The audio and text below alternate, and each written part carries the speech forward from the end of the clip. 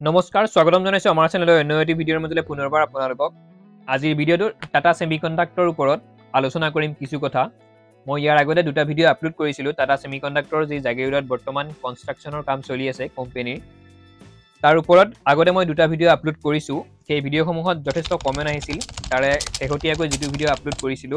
সেই ভিডিঅ'টোত যিমানখিনি কমেন্ট আহিছিল বা তাৰ আগৰ ভিডিঅ'টোত যিমানখিনি কমেন্ট আহিছিল সেই কমেন্টখিনিৰ এনসাৰ আজিৰ ভিডিঅ'টোত আপোনালোকক দিম বহুতে কমেন্ট কৰি আছে কাৰোবাৰ হয়তো আইটিআই আছে তেওঁ কাম পাবনে নাপায় কাৰোবাৰ ড্ৰাইভাৰ আছে তেওঁ লাইসেন্স আছে তেওঁ তাত ডাইৰেক্ট গৈ কিনে ড্ৰাইভাৰৰ কাম পাবনে নাই বা কিছুমানে কমেন্ট কৰি আছে যে এডুকেশ্যন কোৱালিফিকেশ্যন কিমান লাগে এইজ কিমান লাগে বা ডকুমেন্ট কি লাগে সেই আটাইখিনি কমেন্ট তেওঁলোকে কৰি আছে মোক তো আজিৰ ভিডিঅ'টোত একদম কম সময়ৰ ভিতৰত আপোনালোকক আটাইখিনি কথা বুজাই দিবলৈ চেষ্টা কৰিম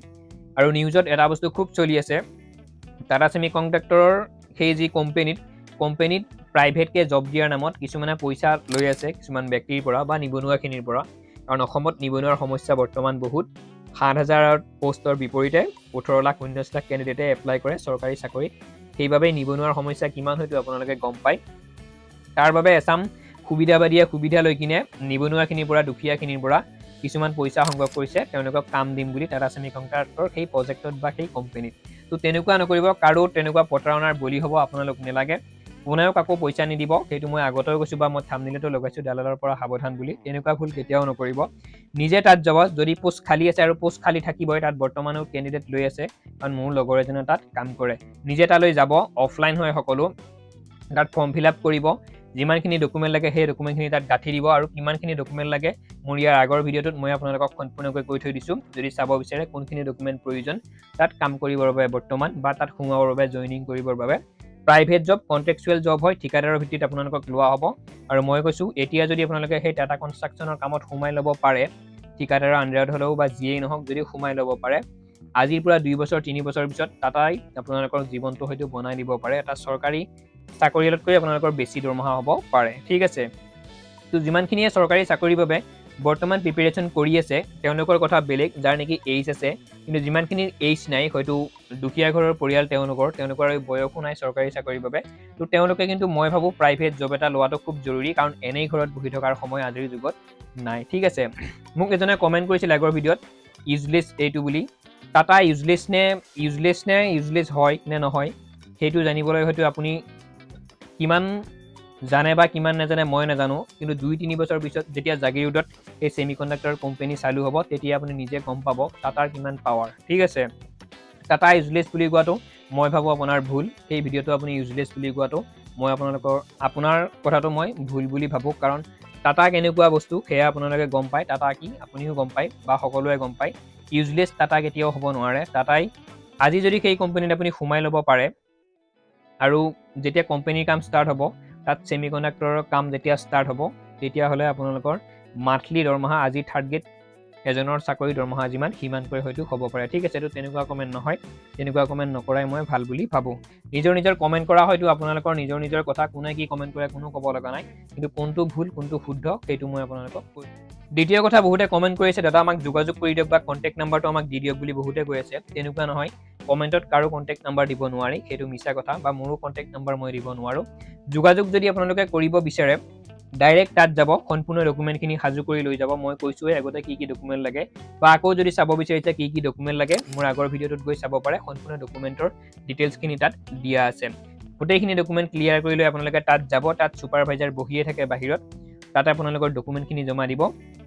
তাৰ পিছত যদি তাত পোষ্ট খালি আছে আৰু পোষ্ট খালি আছে যদি পোষ্ট খালি আছে আপোনালোকক 3-4 দিন পিছতে মাতিব থকা খোৱাৰ ব্যৱস্থা তেওঁলোকৰ ফালৰ পৰা হয় মাহৰ শেষত আপোনালোকৰ দৰমহাৰ পৰা কিন্তু সেই থকা খোৱাৰ নামত যিমানখিনি পইচাৰ বেলেন্স খৰচ হয় সেইখিনি আপোনালোকৰ পৰা কাটি ৰাখে ঠিক আছে এতিয়া হয়তো ক্লিয়াৰ হৈছে কোনেও কাৰো ফোন নাম্বাৰ কাকো দিব নালাগে তেনেকুৱাকে ফোন নাম্বাৰ দিয়ে আজি বহুতে তেনেকুৱা পইচাৰ চক্ৰত পৰি আছে কাৰণ কাৰোবাক যোগাযোগ কৰাৰ পিছত তেওঁলোকে পইচাৰ বিচাৰে কিবা বিচাৰে তুমি মোক এইখিনি পইচা দিয়া মই তোমালোকক তাত যোগাযোগ কৰি দিম বা তাত তোমালোকক কাম দিম তেনেকুৱা ফোন নাম্বাৰ বা কিবা দিয়াৰ বাবে পইচা পাতিৰ কেছটো চলি থাকে কিন্তু তেনেকুৱা নকৰিব আপোনালোকে একদম ডাইৰেক্ট প্ৰত্যক্ষভাৱে তাত যাওক সকলোখিনি বস্তু সোধা পোছা কৰক আৰু সুধিলেই গম পাব ইমান সহজ নহয় আজিৰ যুগত এটা চৰকাৰী চাকৰি ল'বৰ বাবে 5-6 বছৰ প্ৰিপাৰেচন কৰি এজন কেণ্ডিডেটে এটা চৰকাৰী চাকৰি পায় 4th গ্ৰেডৰ চাকৰি তো সেয়াও ধৰা তেনেকুৱা 4th গ্ৰেড বুলি আপোনালোকে ধৰিব পাৰে কাৰণ আজিৰ পৰা কিন্তু 3-4 বছৰ পিছত সেইটো এটা বহুত ডাঙৰ কোম্পানী হ'ব সেইটো কাৰণে কৈছো ইমান সহজত আপোনালোকে একো নাপায় নিজে যাওক ডকুমেন্টলি ক্লিয়াৰ কৰি লৈ ধুনীয়াকৈ তাত জমা দিয়ক আজি হয়তো আপোনালোকৰ তাত কাম নাপাব পাৰে তাত হয়তো ক্যান্ডিডেট ফুল হ'ব পাৰে তাত হয়তো লেবাৰ ফুল হ'ব পাৰে কিন্তু 2 মাহ পিছত 3 মাহ পিছত হয়তো তাত আকৌ পোষ্ট খালি হ'ব কাৰণ এই কনষ্ট্ৰাকচনৰ কাম কোন মানে বহল ভিত্তিক হৈ গৈ আছে ঠিক আছে তো কাগজখিনি ধুনীয়াকৈ জমা দিয়া হওক আজি নহলেও এমাহ পিছত নহলেও 2 মাহ পিছত নহলেও 6 মাহ পিছত হলেও আপোনালোকক মাতিব ঠিক আছে এতিয়া কথাটো হৈছে কন্টাক্ট নাম্বাৰ কোনেও কাকো দিব নোৱাৰে বা যোগাযোগ কোনেও কাকো কৰিব নোৱাৰে প্ৰত্যক্ষভাৱে তাত জনে যাব পাৰে তাতেই তেওঁলোকে অকনমান কষ্ট কৰি যদি যায় নিজৰ হয়তো সফলখিনি হ'ব পাৰে দ্বিতীয় কথা 8 পাস ক্যান্ডিডেট খিনিৰ এটা কাম আছে সহায়কৰ কাম এইটো আপোনালোকক কৈছোৱে মিস্ত্ৰী সহায়কৰ কাম তাত চলি আছে মিস্ত্ৰী বুলি কওঁতে আমাৰ ঘৰত যেনেদৰে পকা মিস্ত্ৰী কাম কৰে তাত তেনেকুৱাকৈ কাম নহয় সম্পূৰ্ণ কাম মিস্ত্ৰী ইঞ্জিনিয়াৰ সহায়ত কৰা হয় যন্ত্ৰৰ সহায়ত তাত অকনমানহে কিবা মানুহৰ কষ্টৰ তেনেকুৱা কাম থাকে ঠিক আছে আৰু 10 পাস খিনিৰো প্ৰায় একে সহায়কৰ কাম 12 পাস খিনিৰো প্ৰায় একে সহায়কৰ কাম কিন্তু যিমানখিনি আইটিআই আছে বা ফিটাৰ আছে ইলেক্ট্ৰিচিয়ান হেখিনি আছে তেওঁলোকৰ কথাটো অকমান বেলেগ সাইডত আৰু মই কৈছো অসমত যিমানবোৰ ইলেক্ট্ৰিচিয়ান আছে আইটিআই পাস কৰা বা ফিটাৰ আছে পাস কৰা তেনেকুৱা সেই ডিগ্ৰী থকা যিমানখিনি আইটিআই থকা ক্যান্ডিডেট আছে তাতাই কিন্তু তেওঁলোকক নিবই হেতু চিন্তা কৰিব নালাগে হেতু কাৰণে এতিয়াও যদি কোনোবাই ভাবি আছে যে মই আইটিআই কৰিম 2 বছৰীয়া 3 বছৰীয়া যদি আপোনালোকৰ এডুকেশ্যন কোৱালিফিকেশ্যন আছে যদি আপোনালোকৰ এজ আছে মই কৈছো আপোনালোকে আইটিআই টু এটিআই ক্লিয়াৰ কৰক এতিয়াৰ পৰা ষ্টাৰ্ট কৰিলে আৰু 2-3 বছৰ পিছত ষ্টাৰ্ট আপোনালোকৰ আইটিআইও শেষ হৈ যাব নেক্সট ইফালে কোম্পানীৰ কাম আৰম্ভ হ'ব আৰু তাত আপোনালোকে জয়েন কৰিব পাৰিব কাৰণ ইঞ্জিনিয়াৰ বা ফিটাৰ বা ইলেক্ট্ৰিচিয়ানৰ সেই কোম্পানীত বাহিৰৰ ৰাজ্যৰ পৰা মানুহ আহিব বা ভাৰতৰ বাহিৰৰ পৰাও মানুহ আহিব পাৰে যদি আমাৰ অসমৰ ক্যান্ডিডেট খিনিয়ে এই পোষ্টখিনি ল'ব পাৰে অসমত নিবনুৱাৰ সমস্যাটো কমি যাব ঠিক আছে তো আপোনালোকৰ যদি সপোন আছে আইটিআই টু কৰাৰ এটা ভাল সুবিধা পাব আইটিআই টু কৰি লওক আৰু যিমানখিনি বৰ্তমান আইটিআই কমপ্লিট হৈ আছে তেওঁলোকৰটো খুব ভাল কথা ঠিক আছে সকলোখিনিৰে কাম আছে তাতকৈও এটা কথা তাত এতিয়া গৈ কিনে গ্ৰেজুৱেট খিনিও হয়তো 4th গ্ৰেডৰ কাম কৰিব লাগিব হ'ব পাৰে গ্ৰেজুৱেট খিনিও মিস্ত্ৰী সহায়কৰ কাম তেওঁলোকে কৰিব লাগিব হ'ব পাৰে এইটো কাৰণে যাইকিয়ে আপোনালোকে